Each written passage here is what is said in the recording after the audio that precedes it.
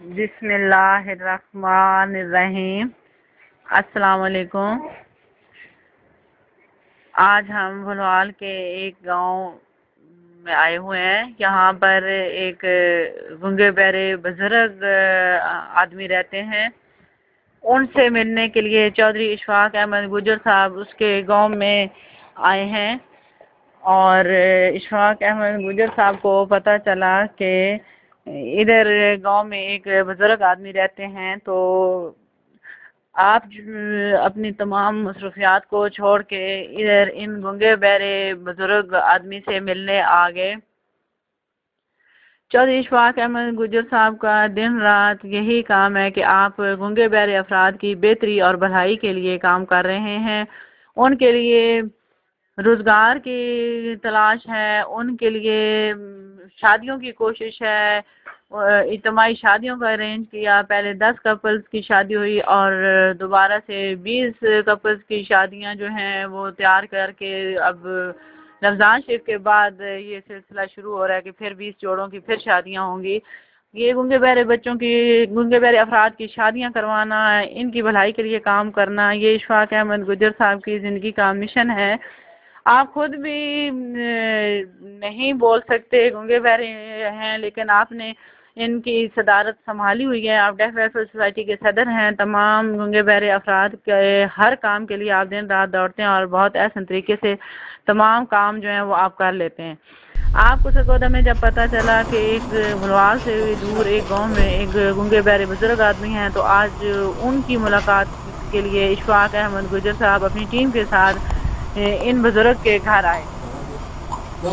اشفاق احمد گجر صاحب کو ان بزرگ نے بہت اچھے طریقے سے خوش آمدید کہا، اور اس کے بعد اشفاق احمد گجر صاحب نے ان بزرگوں کی زندگی کے بارے میں جاننے کے لیے ان سے سوالات شروع کیے، ان سے اپنی اشاروں کی زبان میں گفتگو شروع کی۔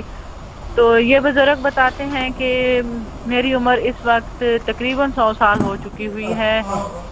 میری شادی نہیں ہو سکی تھی کیونکہ میں گنگا بہرا بندہ تھا، تو میرے لیے یہ کام جو ہے یہ ایک ناممکن تھا کہ بس میری شادی ہوتی۔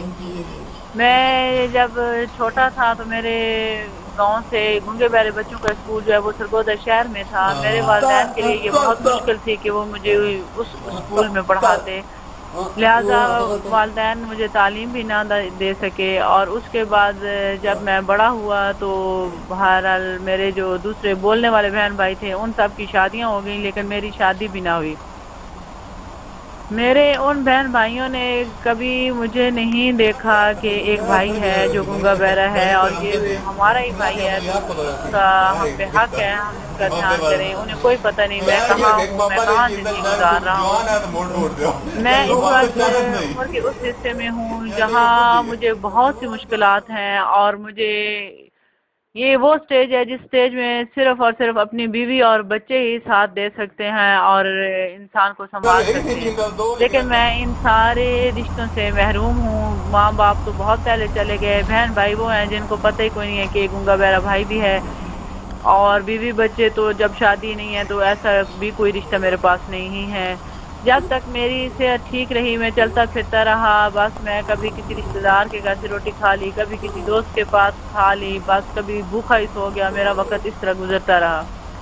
لیکن اب میں اتنا بوڑھا اور اتنا کمزور ہو چکا ہوں کہ میں باہر نہیں جا سکتا ہوں، بس میں ادھر ایک دوست کے گھر وقت گزار رہا ہوں۔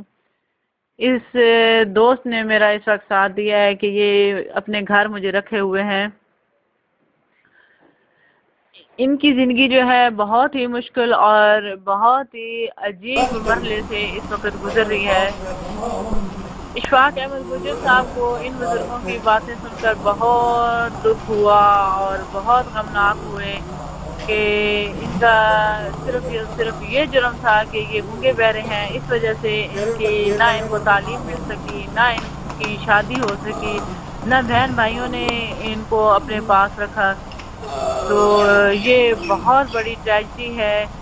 اگر ہمارے خاندان میں، ہمارے ادھر ماحول میں کوئی ڈسیبل لوگ ہیں تو ان کو اس طرح نظر انداز کر دینا یہ بہت بڑی گناہ کی بات ہے اور بہت بڑی ظلم کی بات ہے۔ اشفاق احمد گجر صاحب تمام والدین کو ہمیشہ ہر پارٹی میں، ہر فنکشن میں یہی سمجھاتے ہیں کہ گنگے بہرے افراد کے ساتھ ہی شادیاں کروانی چاہیے۔ اس طرح ان کی زندگی بہت کامیابی کے ساتھ گزرتی ہے، اور پھر جب بچے ہو جاتے ہیں تو یہی بچے بڑے ہو کے اپنے ان گنگے بہرے ماں باپ کو بہت اچھے طریقے سے سنبھال لیتے ہیں اور ان کا سہارا بن جاتے ہیں، ان کے ذمہ دار بن جاتے ہیں، اور ان کی جو آخرت کی زندگی ہے وہ بہت اچھے طریقے سے گزرتی ہے۔ یہ بزرگ جو ہیں یہ بہت ہی اس وقت پریشان ہیں، کوئی ان کا ذریعہ آمدنی نہیں ہے، کوئی بہن بھائی نہیں ہے، کوئی رشتہ دار نہیں ہے، یہ کھانے پینے کی طاقت بھی نہیں رکھتے کہ کھانا ہے تو اب اٹھا کے کھایا جائے۔ ایسے عالم میں تو صرف اور صرف بیوی اور اولاد ہی ساتھ دیتی ہے۔ بہرحال ان کی زندگی کے بارے میں جان کے بہت اشفاق احمد گجر صاحب کو افسوس ہوا، اور وہ کہتے ہیں میں انہی چیزوں کو مد نظر رکھتے ہوئے میں گنگے بہرے افراد کو ساتھ لے کر بھاگتا ہوں اور چلتا ہوں۔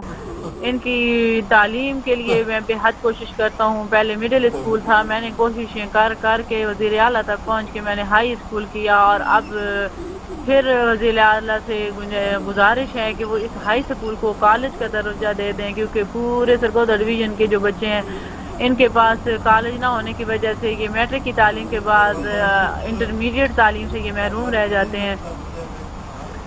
اشفاق احمد گجر صاحب ان کی تعلیم کے لیے، ان کی نوکریوں کے لیے، ان کی شادی کے مسائل کے لیے، ان کی زندگی کے ویسے اگر کوئی لڑائی جھگڑے پریشانی ہیں ان سب کاموں کو دور کرنے کے لیے، ان سب مسئلوں کو حل کرنے کے لیے دن رات محنت کرتے ہیں۔ ان بزرگوں سے مل کے اشفاق احمد فرماتے ہیں کہ مجھے اور زیادہ لگن اور جذبہ پیدا ہوا ہے کہ نہیں میں ان افراد کے لیے اور زیادہ محنت کروں، اور زیادہ کوشش کروں کہ اس طرح سے کہیں دور دراز کے علاقوں میں بھی کوئی ایسا بندہ جو ہے وہ اس طرح سے میری کامیابیوں سے، میری کوششوں سے محروم نہ رہ جائے۔ تو اشفاق احمد صاحب نے ان بزرگوں سے جتنا تعاون کر سکتے تھے ان سے تعاون کیا، ان سے محبت کی، اور انہیں یقین دلایا کہ میں گاہے بگاہے آپ سے ملتا رہوں گا، چکر لگاتا رہوں گا، آپ کی خدمت میں حاضر ہوتا رہوں گا۔ یہ بزرگ بھی اشفاق احمد گجر صاحب سے مل کے بہت خوش ہوئے اور بہت گستاخ طریقے سے ملے کہ کوئی میری زبان جاننے والا بندہ بھی آیا ہے، کوئی میرا دکھ سننے کے لیے بھی آیا ہے۔ یہ اتنی سی بات پہ بھی یہ بزرگ بہت خوش ہو گیا، اور اپنی اشاروں کی زبان میں اپنے دکھ سنانے کے بعد اشفاق احمد گجر کو انہوں نے ڈھیر ساری دعاؤں کے ساتھ رخصت کیا، اور دعائیں دی کہ اللہ اشفاق احمد گجر صاحب کو قدم قدم پہ کامیابیاں عطا فرمائے۔ آپ معذور ہوتے ہوئے بھی معذور لوگوں کے لیے دن رات محنت کر رہے ہیں، آپ انسانی روپ میں فرشتہ ہیں۔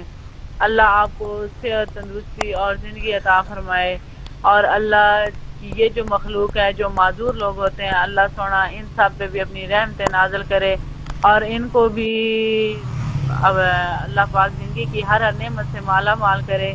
اور میرے صحیح و سلامت بولنے والے، سننے والے، چلنے پھرنے والے صحت مند بہن بھائیوں ساروں سے گزارش ہے کہ اگر اللہ نے ہمیں صحت، تندرستی اور زندگی عطا کی ہوئی ہے تو وہ قادر ہے، وہ چاہے تو وہ بولنے والوں کو ایک لمحے میں وہ ڈیف کر سکتا ہے۔